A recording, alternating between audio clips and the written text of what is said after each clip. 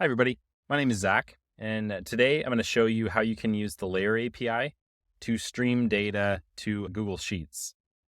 So, in order to bring data in from Layer via our API into Google Sheets, you need to first install an extension in Google Sheets. So, if you come up here to Extensions and go to Add-ons and Get Add-ons, you can find the extension if you type in API Connector. When I open this up, I can click here to install it, and that will install the API connector for my Google Sheets.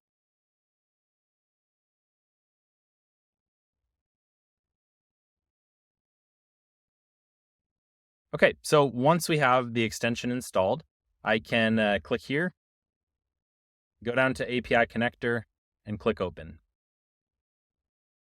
So what API connector does is it will give us an interface to create a request via Layers API to bring data into Google Sheets. So I can click here to create a new request.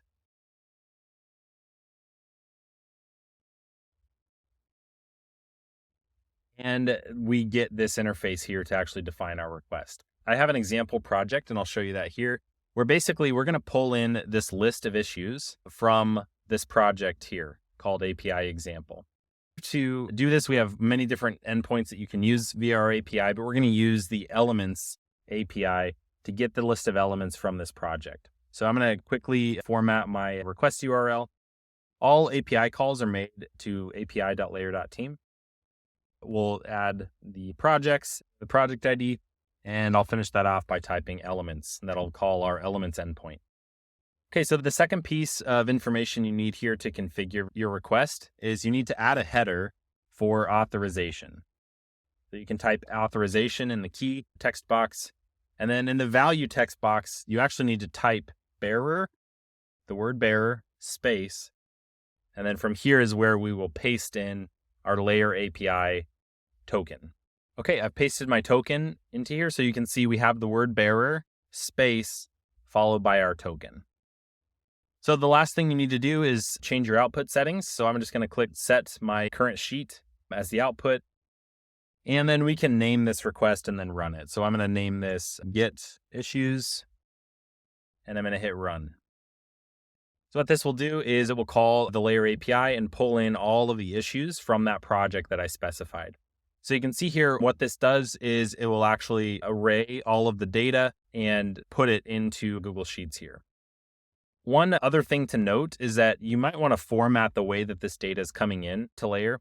And the API connector gives you a great way to do that using James Path, where basically we can begin to edit the actual response. For example, there's an elements dot and then the column name. We can edit that by using James Path rules and then rerunning the command. And you'll see that it'll overwrite the data in the spreadsheet and show it like this. Let's say, for example, I just wanted to return the category name instead of also the ID.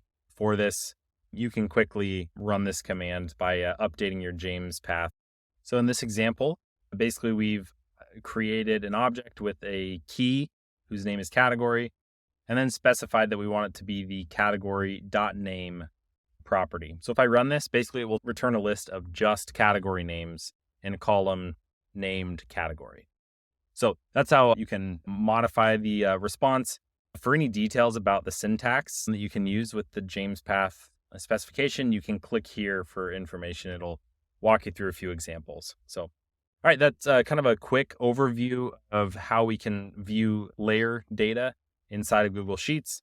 And again, every time you run this command, you can set it to either override, append, or merge, so you can keep these Google Sheets up to date based on the data that exists in your Layer project.